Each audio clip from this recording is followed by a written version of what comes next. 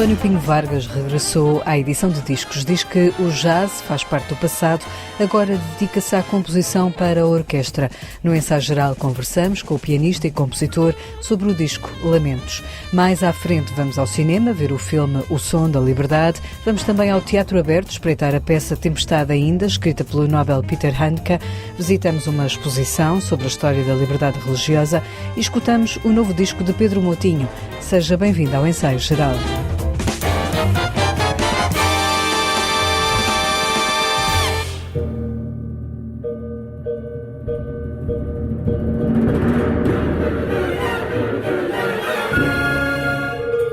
O seu nome confunde-se com a música. O pianista e compositor António Pinho Vargas está de regresso com um novo disco. Lamentos é um álbum que reúne um conjunto de novas composições. São 3 peças. Portanto, a primeira é o Concerto para Violino, que foi estreado em 2016 e composto, portanto, nos 2 anos anteriores. Depois o Concerto para Viola, composto em 2016, e a Sinfonia Subjetiva, estreada em 2019 e composta no ano anterior, também nos 2 anos anteriores. Tanto o Concerto para Violino como a Sinfonia Subjetiva estrearam aqui no CCB com a Orquestra Metropolitana em diferentes contextos, com diferentes maestros, mas, enfim, estão ligados tanto à Orquestra Metropolitana como ao Centro Cultural de Belém, sendo que são também encomendas do CCB. Foi no Centro Cultural de Belém que nos sentámos para esta conversa em que Pinho Vargas não conseguia esconder a alegria de ver o seu trabalho gravado em disco. Eu fiquei muito satisfeito com as gravações, para mim, quer dizer, eu estava a sair de uma situação não muito fácil e de repente poder ouvir esta música a ser tocada e, ser gravada em sessão de estúdio, que é uma coisa que não é completamente frequente nesta área. Só 2 discos meus tiveram peças assim, todos os outros discos que têm música erudita minha são gravações ao vivo, concertos ao vivo e, portanto, gravou, ficou e é o que vai acontecer. Aqui não, aqui foi trabalho à maneira tradicional, à antiga, digamos assim, e foi um gosto enorme ver a qualidade, o empenho, a alegria mesmo com que eles todos se entregaram ao projeto. Em entrevista ao ensaio geral, o compositor explicou que para trás ficou o mundo do jazz e que nos últimos anos da sua vida lhe tem interessado mais compor para a orquestra.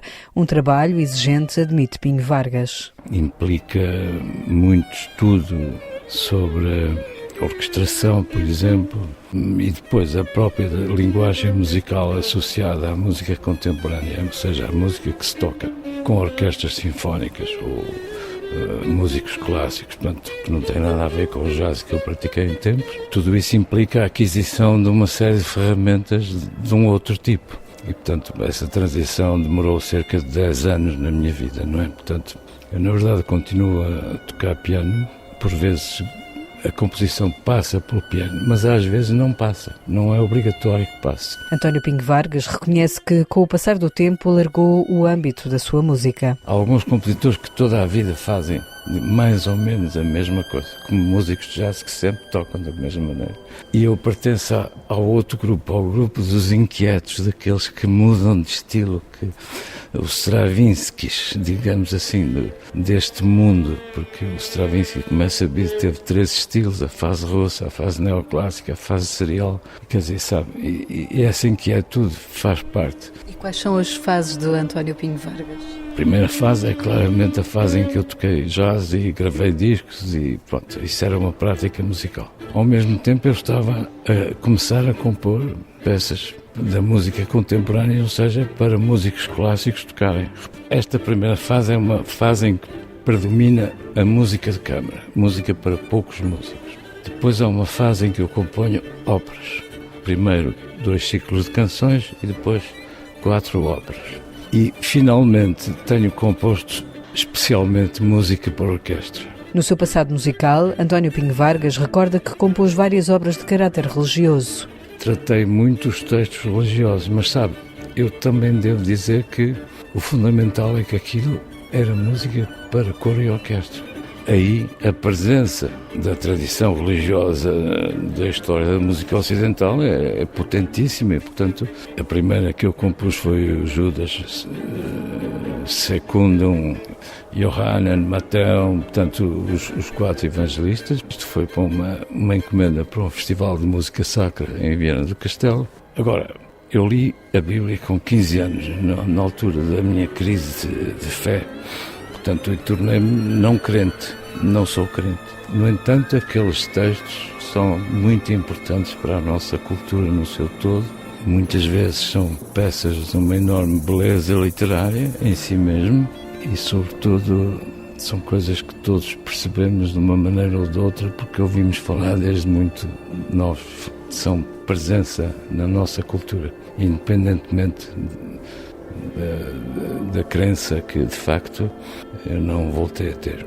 E onde ficou o mundo do jazz, por onde António Pinho Vargas começou? O jazz está guardado num sítio secreto no meu coração, porque foi uma fase muito importante da minha vida. Adoro aqueles discos, adoro as músicas que compus, que nós tocamos. Tenho uma enormíssima atitude afetiva em relação àquela música e àquele período da minha vida. Simplesmente já passou, não é? Agora faço outra coisa, que até nem é jazz, nem é improvisado, nem nada. Este outro género musical está em Lamentos, o novo trabalho discográfico que António Pinho Vargas lança aos 72 anos.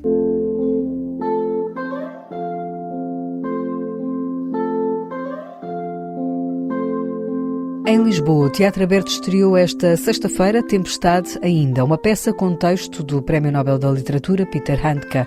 Com a encenação de João Lourenço, a peça tem interpretação de Carolina Picoito Pinto, Cristo Alfaiate, João Pedro Vaz, Luís Barros, Manuel Sapessoa, Mia Henriques, Sérgio Praia e Susana Arraias. A peça conta Vera Sampaio Lemos, que assina a dramaturgia, tem em palco uma personagem que é o autor. Esta peça destaca-se de muitas outras do Peter Handke, principalmente por ser uma peça muito pessoal, por nós termos o próprio Peter Handke enquanto figura dramática na própria peça. Portanto, ele é o eu, é o narrador, é o condutor, é a figura central da peça. E esta peça desenvolve-se como uma viagem no tempo, ou como um sonho acordado, porque ele está no tempo de hoje e, através da recordação, da memória, viaja no tempo e regressa às suas raízes na região da Caríntia, na Áustria,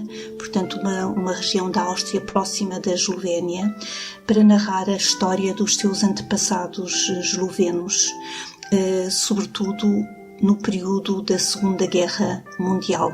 E neste olhar para o passado, Peter Handke quer levantar questões que estão bem presentes nos dias de hoje. Foi muito interessante, logo na primeira leitura da peça com os atores, embora o foco de recordação incida principalmente no período antes da guerra, portanto começa com 36 e depois em 42, 43, depois 45 e depois ainda mais para além de 45. É aquele período, mas estende-se até hoje e os atores também, na primeira leitura, todos eles acharam que a peça falava sobre o tempo de hoje, sobre as guerras de hoje, sobre aquilo que se passa hoje. Tempestade Ainda é uma peça que conta com direção musical de Renato Júnior e direção de cor do maestro João Paulo Santos. It is the fastest growing international crime network that the world has ever seen. It has already passed the illegal arms trade, and soon it's going to pass the drug trade. Because you can sell a bag of cocaine one time to the child 5 to 10 times a day. God's children are not for sale. Chega aos cinemas na próxima semana Som da Liberdade. É um filme que tem como base uma história real de um ex-agente de segurança nacional norte-americana que consegue resgatar crianças de uma rede de exploração sexual. Com o ator Jim Caviezel, que protagonizou A Paixão de Cristo em 2004, o filme é realizado por Alejandro Gomes Monteverde, que encontrou na história do agente Tim Ballard a história que procurava. This story found me Esta história encontrou-me. Este não é o filme que eu acordei um dia de manhã e pensei, vou fazer um filme sobre o tráfico de crianças. Foi o contrário. Estava a ver as notícias em 2016 e vi uma notícia sobre o assunto, sobre esta escuridão humana. E isso atingiu-me a alma. Então comecei a escrever um guião baseado em ficção. Escrevi durante 3 meses, até que conheci o Tim Ballard. Ele era um antigo agente de segurança nacional e eu quis conhecê-lo porque precisava de conhecer um especialista para reunir informação, para enriquecer a minha investigação. Mas foi aí que percebi que a história de Tim Ballard era mais forte do que a ficção que estava a escrever e então mudei o rumo. Som da Liberdade explora o mundo sombrio do tráfico sexual de menores e conta, entre outros, com os atores Mira Sorvino, vencedora de um Oscar, Bill Camp e Javier Godinho. À Renascença, o realizador explica que, para si, o importante é colocar o problema no centro das atenções. It really caught my attention that Tim will leave everything he had, his job, his family and everything to go. Chamou-me a atenção que o Tim deixasse tudo, o seu trabalho, a sua família, tudo, para ir salvar crianças em outras partes do mundo. Eu considero que as crianças são a herança da humanidade. Temos de as proteger. Os filmes, documentários ou qualquer outra coisa que ilumine este problema sombrio são importantes, sobretudo os abusos sexuais sobre crianças, que sempre foram um tabu nas nossas sociedades a nível internacional e que são algo de que temos vergonha de falar. Custa a crer que este problema sombrio exista e alertar para ele é criar uma mudança. The first step for any change is to create awareness. O realizador de Som da Liberdade considera que o cinema pode contribuir para pôr fim a este flagelo. Os filmes não mudam nada, mas o cinema pode transformar e mudar o espectador. São as pessoas que têm o poder de mudar as coisas. Fico entusiasmado porque 30 milhões de pessoas já viram o filme, embarcaram neste diálogo social a nível internacional. E isso para mim já é um grande sucesso. Segundo Alejandro Gomes Monteverde, o ator Jim Caviezel teve uma ligação muito particular à história que Som da Liberdade conta. Este tema em particular dizia muito ao coração do meu protagonista. O ator, ele próprio, tem uma ligação pessoal ao tema porque adotou 3 crianças chinesas. Por isso ele entregou-se completamente ao personagem. Tinha convicções muito fortes e foi uma honra trabalhar com ele.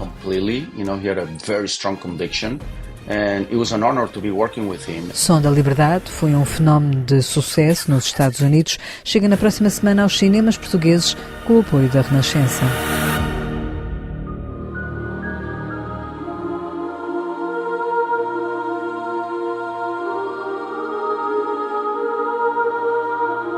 Na Assembleia da República pode visitar a exposição Os Caminhos da Liberdade Religiosa em Portugal, patente no átrio do Parlamento, em Lisboa.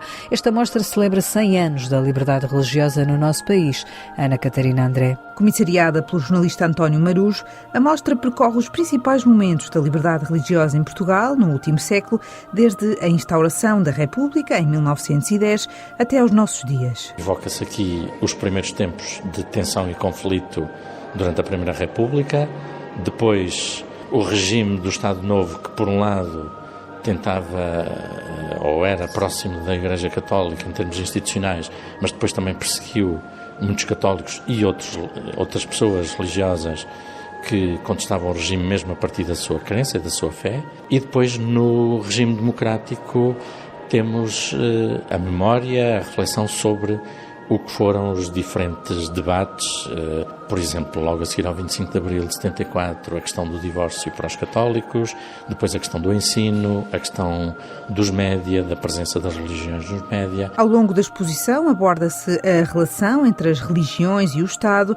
e evoca-se 17 personalidades de diferentes confissões que lutaram pela liberdade religiosa, entre as quais os católicos, Francisco Sá Carneiro e Frei Bento Domingos, o judeu Capitão Barros Basto e o pastor protestante Dimas de Almeida. Além de cartazes, capas de jornais, livros e entrevistas, há também diversos objetos, entre os quais um sino do século XVII colocado junto à entrada. Um sino da antiga Torre Sineira, ou da Torre Sineira do antigo Mosteiro de São Bento da Saúde. Este edifício, antes de ser o Palácio de São Bento, onde está o Parlamento, onde estiveram as Cortes, foi um mosteiro, e este sino estava na torre sineira principal do mosteiro, e portanto pareceu-nos que era um símbolo extraordinário do que é o próprio edifício, por um lado, mas também o tema que estamos aqui a tratar. Há também um microfone da Renascença, da década de 1970, cuja história é aqui explicada por António Marujo. Traduz exatamente o que foi o caso Renascença em 75, de conflito entre a Igreja e outros setores políticos também, sobre a posse dos média, a apropriação dos média como fator importante na comunicação. O debate que se gera a partir de 1975 com esse caso Renascença acaba por desembocar, anos mais tarde, na celebração de um protocolo, que é o que permite a existência de um programa na rádio e na televisão públicas de emissão das confissões religiosas. Uma das histórias da exposição Caminhos da Liberdade Religiosa em Portugal, patente até 28 de fevereiro no átrio principal da Assembleia da República. São histórias para descobrir na exposição aberta ao público até 28 de fevereiro no átrio principal da Assembleia da República.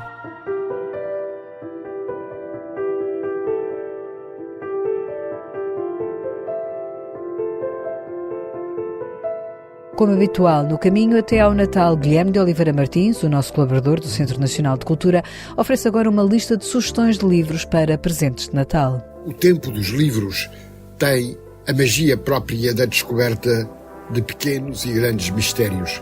E começo por lembrar, como fiz recentemente na interrogação de Enigmas da Cultura, uma livraria em Campo de Ourique, em que nos sentimos bem-vindos. Falo da livraria Ler e, simbolicamente, refiro a extraordinária capacidade de podermos descobrir o livro que desejamos. E assim, hoje, dou as primeiras 10 sugestões de livros para as festas, porque o Natal tem de ser livros, como, por exemplo, Constantinopla, de Edmundo de Amicis, na tinta da China. No ano de centenários, começo pela poesia de Mário Cesarini, antologia publicada na Assírio e Alvim, e continuo com Poetas do Amor, da Revolta e da Náusea, organizado pelo mesmo Mário Cesarini. Entrando nas recentes publicações, Morte e Democracia, na Relógio d'Água, de José Gil. Poder-se-á conceber um sistema democrático plenamente imanente que impeça a crença na imortalidade da alma de perverter a ação política? Podem as nossas decisões em vida ser influenciadas pelo destino que damos aos mortos? Na Dom Quixote, Mário Cláudio escreve Teoria das Nuvens. Numa cidade portuguesa, facilmente identificável, mas também na Espanha do século de ouro, um punhado de personagens rumo ao horizonte da sua redenção. Uma fotógrafa e um músico, uma empregada doméstica e um académico da literatura, um velho colecionador, um poeta místico e uma criança eterna encontram-se e desencontram-se ao sabor do acaso. Rodrigo Guedes de Carvalho escreve na Dom Quixote As 5 Mães de Serafim. 100 anos na Foz do Douro, 1923-2023. Porto, Minho, Galiza e Trás-os-Montes. Talvez a amizade seja outro nome para a família. Talvez a amizade seja um outro nome do amor. By the Book, edita de Isabel Silveira Godinho, Histórias de uma conservadora de museu. Na Autores Clube, Luís Gaivão escreve Angola e o Atlântico, Colonialismo, Colonialidade e a Epistemologia Descolonial. A Livraria Parlamentar publica as extraordinárias intervenções de Almeida Garrett. E a Imprensa Nacional dá a estampa de Maria Ondina Braga, Biografias no Feminino. Boas leituras.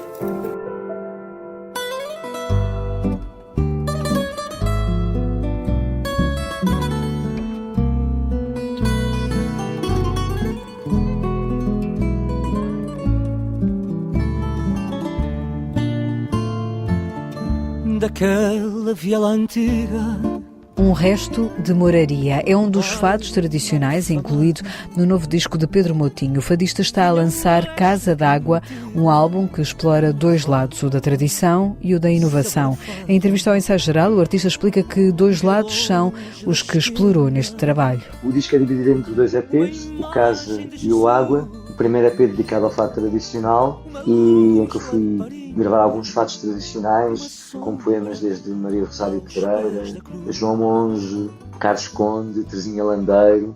E a ideia foi mesmo essa, dividir em dois EPs, em que o segundo EP, o Água, fui à procura de novas sonoridades, canções, ou seja, é um EP de canções em que tenho composições Mário Laginha com a Amélia Muge, a Terezinha Landeiro com o Pedro de Castro, o João Correia com a Francisca Cortesão, a Carminho que fez uma música lindíssima para um poema da Florela Espanca. E depois juntei os dois EPs no disco no Casa d'Água. Estou muito satisfeito mesmo com todos os temas que me chegaram, eu tive muita sorte.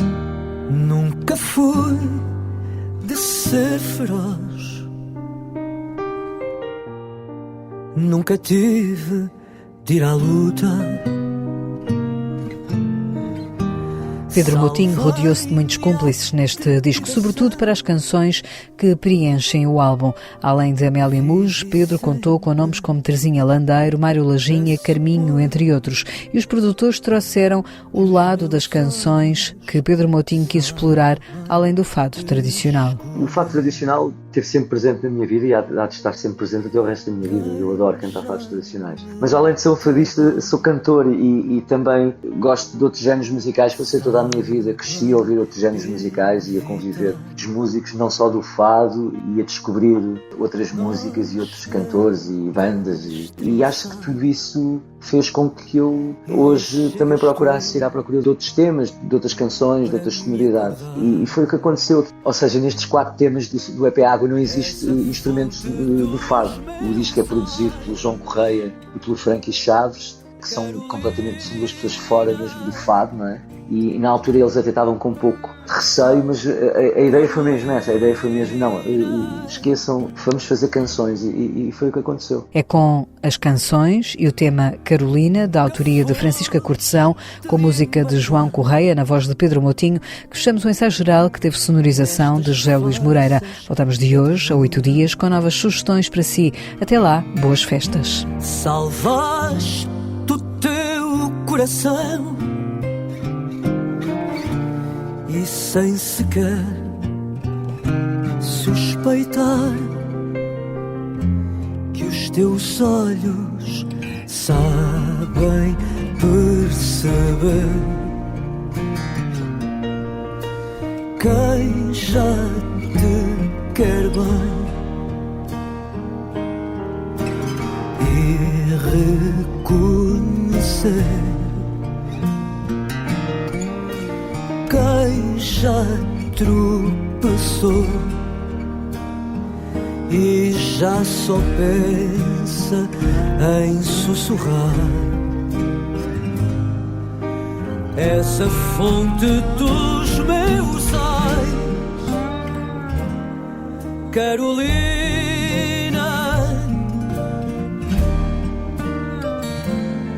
Carolina, Carolina,